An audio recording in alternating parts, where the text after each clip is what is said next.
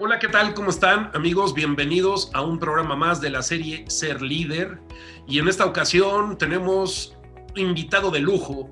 Tenemos a mi querido Alejandro Zárate. Alejandro, ¿cómo estás? Bienvenido, muchas gracias.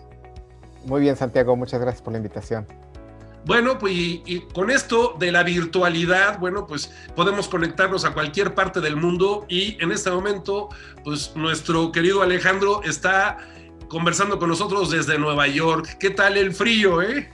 Pues bueno, como sabes, ha habido bastantes frentes fríos acá, entonces sí ha estado bastante extremo, pero ahí la llevamos, Bien, sobreviviendo.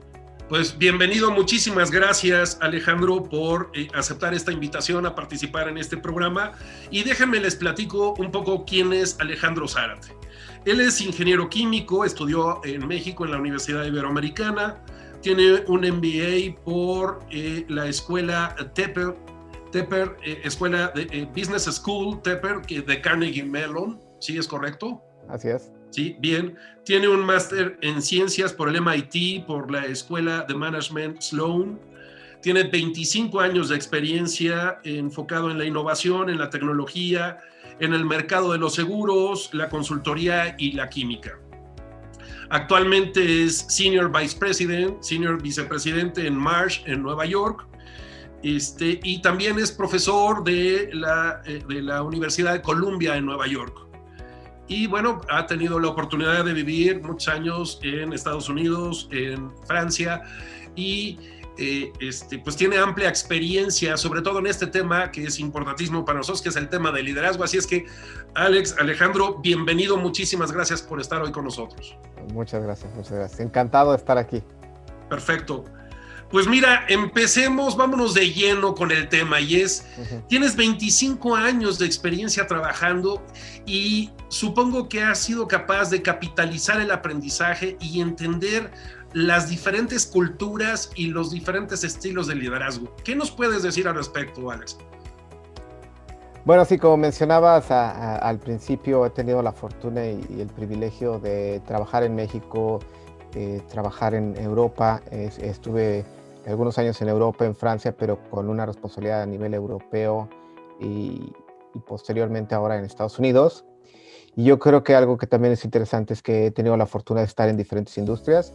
Estuve muchos años como ingeniero químico al principio de mi carrera, pasé mucho tiempo en industria química, luego estuve algún tiempo en consultoría con Deloitte y luego estuve, ahora que estoy en el área de seguros, que estoy más metido en el área de analytics e inteligencia artificial.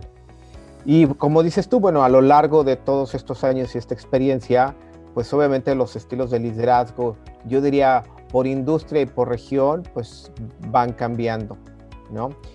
Yo creo que el aspecto cultural es clave en el tema de liderazgo. En Latinoamérica, por ejemplo, pues tenemos un estilo de más directivo, digamos. En ese sentido, las decisiones fluyen más de arriba hacia abajo y es un estilo de liderazgo que yo creo que en ese sentido un poquito más vertical, si lo quieres llamar así. Lo cual yo siento que también ha ido cambiando mucho, que ha ido, porque yo estuve en dos momentos de mi carrera en México, al principio de mi carrera, digamos a la mitad de mi carrera cuando estuve con Deloitte, y yo siento que eso también ha ido cambiando. Sin embargo, yo siento que en ese sentido sigue siendo un poco ese liderazgo un poco más vertical, más directivo, pero que bueno, ahora se está abriendo a más posibilidades. En Europa es un poco diferente, porque Europa es un lugar donde la libertad de expresión y las opiniones fluyen de manera muy, digamos, muy libre, por decirlo de alguna manera. Sí. Y entonces ahí sí hay como una comunicación más directa entre los líderes y y digamos el resto de las organizaciones, ¿no?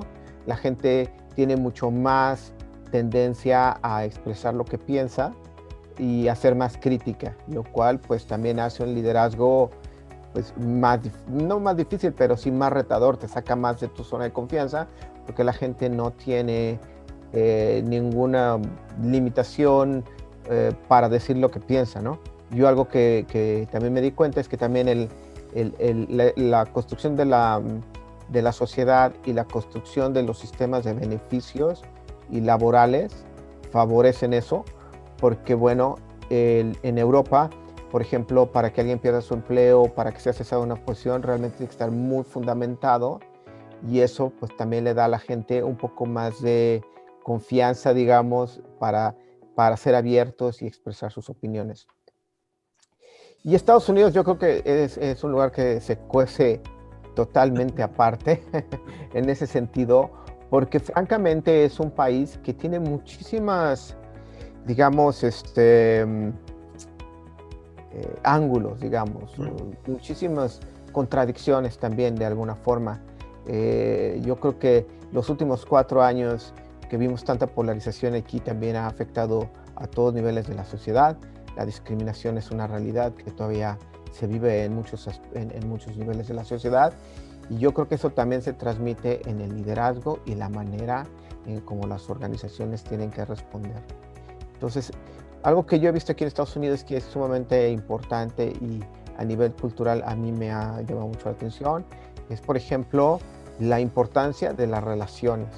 Yo creo que nunca había visto en mi experiencia en México o en mi experiencia en Europa que las relaciones fueran tan importantes. Y yo creo que eso va mucho a los temas de coaching, y lo que cuando haces coaching te hablan mucho de la importancia de las relaciones. Pues este es un mercado que depende muchísimo en las relaciones, que realmente sí te tienes que enfocar en generar una red, no solo para tu desarrollo profesional, pero también como líder y como alguien que necesita dar resultados, digamos, a nivel organizacional. Yo creo que ese es un punto clave. Otro punto clave que yo veo aquí a nivel liderazgo es la comunicación. Por lo menos en el mercado aquí americano y en Nueva York, algo que me he dado cuenta es que realmente la comunicación efectiva es sumamente importante para poder establecer un diálogo con el liderazgo. Los líderes aquí suelen ser gente, dependiendo de la generación, con características más marcadas. Por ejemplo, los que son baby boomers tienden a ser un poco más tradicionales, que por ejemplo en la industria de seguros hay mucha gente de esa generación, y entonces el estilo de liderazgo sí tiende a ser gente que está más tiempo en sus posiciones, pero también es mucho más conservadora. El desarrollo de las personas no es lo mismo que con generaciones más recientes, en las cuales tratan de ser más vanguardistas, ¿no? Y acabas de tocar un punto importantísimo, y es ¿qué tanto el baby boomer como líder está dispuesto a salir de su zona de confort? Pues lo que yo he visto aquí es que no mucho. O sea, yo sí siento que en ese sentido, esa generación, también por la construcción social, que yo estoy convencidísimo que la construcción social está muy de la mano de la ambición y de las ganas de la gente de decir lo que piensa o de crecer. Los baby boomers que yo por lo menos veo y que en diferentes aspectos de mi carrera he podido tener la oportunidad de interactuar, sí tienden a ser muchísimo más conservadores, porque yo siento que piensan que tienen o sienten que tienen más que perder, ¿no? Porque es gente que está quizá a 5 o 10 años de su jubilación, y pues obviamente a mí me da la impresión que tienden a ser mucho más conservadores, y también buscan de alguna manera mantener más el status quo en ese sentido, ¿no? Que nadie se mueva, tú estás bien aquí, tú estás bien acá, si vamos tan bien, pues ¿para qué nos movemos, no? Y en ese sentido yo siento que empieza a haber también es un poco ahí de choque, porque según entiendo, en este momento, por lo menos en Estados Unidos, es el primer momento en la historia que hay 3 o 4 generaciones diferentes conviviendo en el espacio laboral. De hecho, te comparto el dato, porque a partir del año próximo vamos a tener 5 generaciones trabajando en las organizaciones. Los tradicionalistas que andan en los 60s, los baby boomers que andamos en los 50s, y ahora te hago la acotación, yo soy baby boomer, pero yo rompo con el status quo y con la zona de confort, yo me declaro todo el tiempo disruptivo creativo y me gusta estarme moviendo y Sí. moviendo y moviendo y saliéndome de la zona de confort, pero veo que muchos de mis contemporáneos como que dicen, no, ¿para qué nos metemos en complicaciones? Y luego tenemos a la generación X que está en sus 40s, los millennials que están en sus 30s y ahora se incorporan los centennials que andan en sus 20s y son 5 visiones totalmente diferentes del mundo, ¿no? Exacto. Y todo eso cuando tú lo ves en el espacio laboral, pues te das cuenta inmediatamente. Y de hecho, esto es algunas de las pláticas que yo tengo con mis colegas aquí, es que realmente la visión que nosotros teníamos en nuestro momento de lo que es el trabajo y la carrera es muy diferente de la que ellos tienen y que nosotros también tenemos que aprender a cómo comunicarnos y cómo interactuar con ellos en ese sentido. Pero sí siento que en algunas ocasiones, sobre todo a las generaciones, digamos, más cercanas a la jubilación, la verdad, Sí. cuesta mucho más trabajo porque yo creo que es parte de la naturaleza humana tratar de medirnos de acuerdo a nuestros propios logros y creencias. Y ahí es donde yo siento que hay un poco de choque, ¿no? En entender que las diferentes generaciones tienen diferentes aspiraciones y tienen diferentes visiones de la vida, ¿no?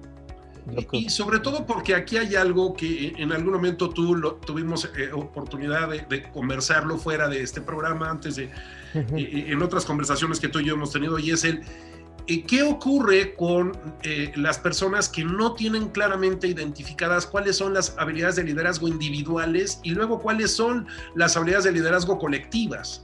Entonces, como creemos que ser gerente o ser director o ser vicepresidente o ser presidente, CFO, CMO, CEO, es sinónimo de ser líder.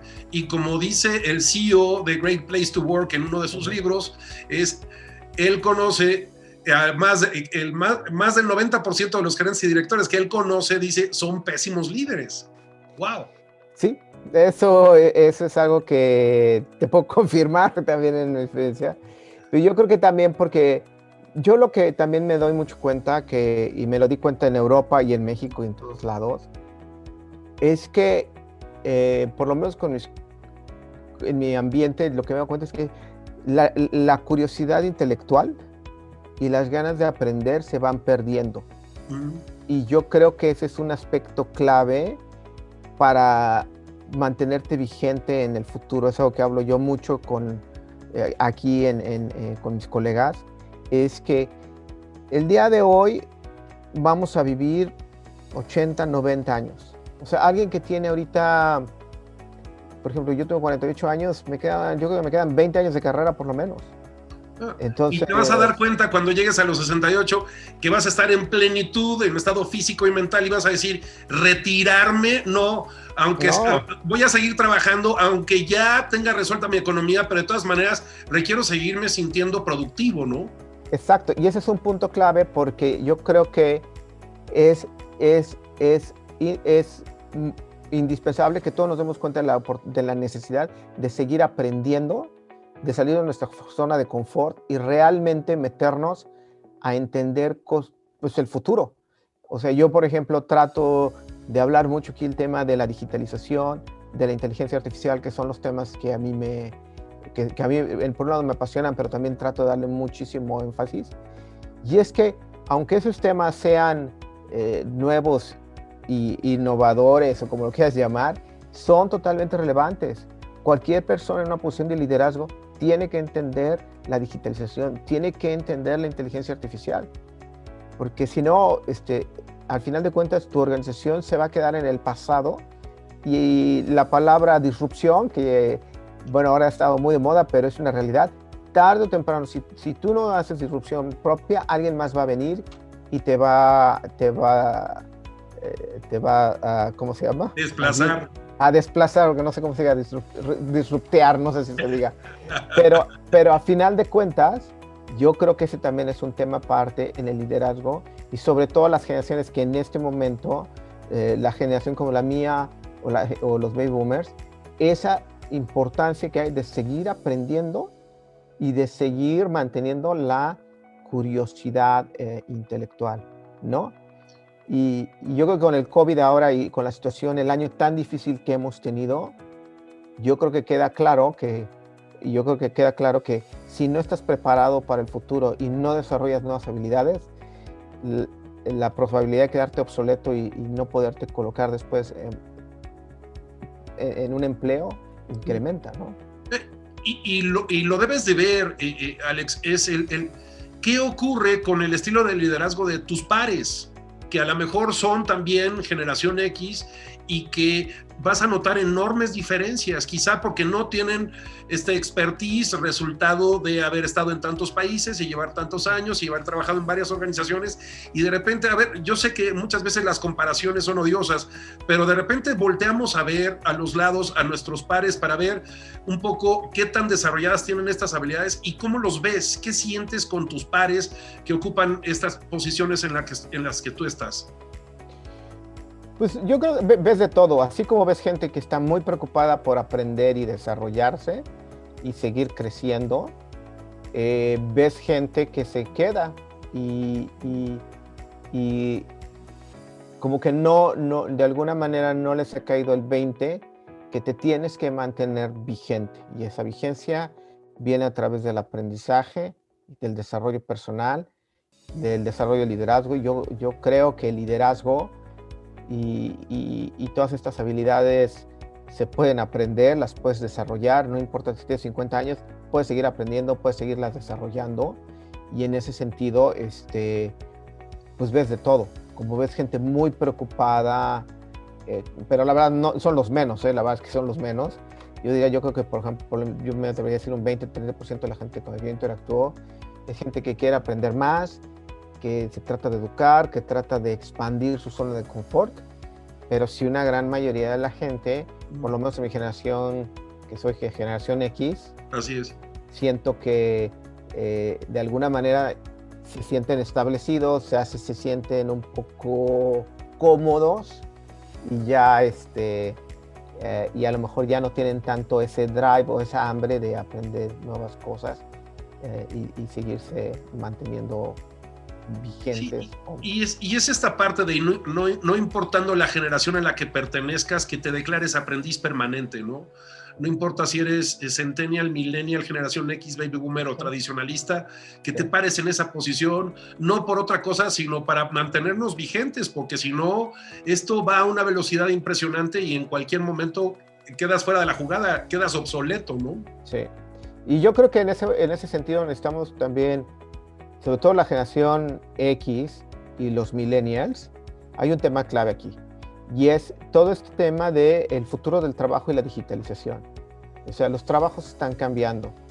Yo, por ejemplo, que trabajo en tecnología, te puedo decir que con la automatización, lo que se llama Intelligent Automation, ¿no? La automatización inteligente, en el cual ya no solo se están usando procesos automatizados, pero también con herramientas de inteligencia artificial.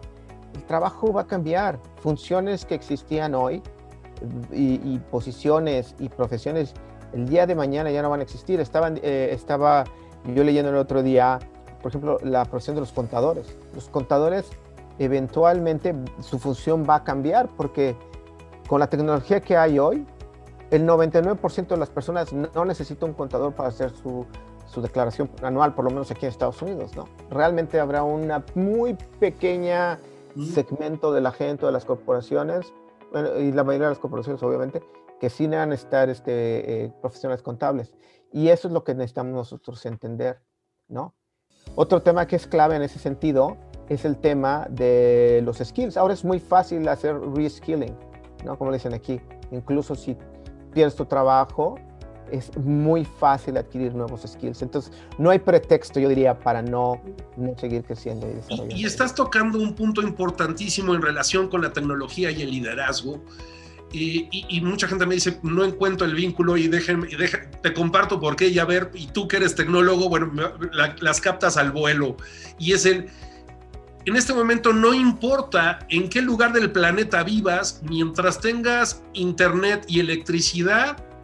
Entonces, el tema, ok, estamos haciendo home office, gran parte de la población del mundo en este momento está haciendo home office, Y sin embargo, precisamente para conservar una rutina, o sea, y no estamos hablando de una rutina, pero sí como para respetarte y respetar tus tiempos, tu agenda, entonces manejas un orden.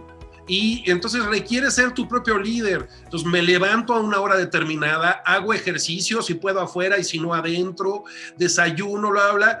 Porque una de las cosas que yo veo de repente en estas conversaciones que tengo con algunos de mis clientes es, Santiago, pues es que me pueden dar las 10 y las 11 de la mañana y como estoy en mi casa, pues sigo en pijama, no me he bañado, no hice ejercicio.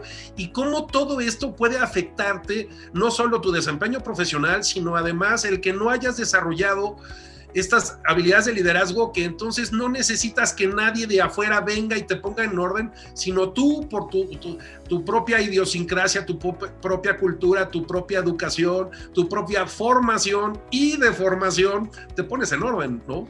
Y tienes que ponerte en orden, ¿sabes por qué? Porque también el mercado laboral se va a volver más competitivo. Y era algo que estábamos platicando aquí en mi clase en Columbia. Estábamos hablando con un panel de la Escuela de Negocios de Columbia, y es el tema de que el día de hoy, por ejemplo, los jóvenes que trabajan en Nueva York, que estudian en Nueva York y se quieren quedar en la ciudad, antes tenían una ventaja porque vivían aquí y estaban aquí, y entonces tenían accesos a trabajos bien pagados en buenas corporaciones. El día de hoy cualquiera puede aplicar para un empleo en Nueva York, ¿no? Por poner el ejemplo que es aquí donde yo estoy, pero en cualquier parte del mundo. Y entonces, ¿qué va a pasar? Se va a ver mucho más competitivo, porque antes a lo mejor si tenías una posición abierta y te caían 100 currículums de gente calificada, porque decías, bueno, que iban en la zona, ahora vas a tener 1000, porque ahora casi cualquier parte en este caso, Estados Unidos o de México, del país donde estés, van a poder aplicar a las posiciones. Y entonces la gente más calificada eventualmente es la que va a empezar a obtener las posiciones, y no necesariamente la que se encuentra geográficamente cerca. Sí, ¿no?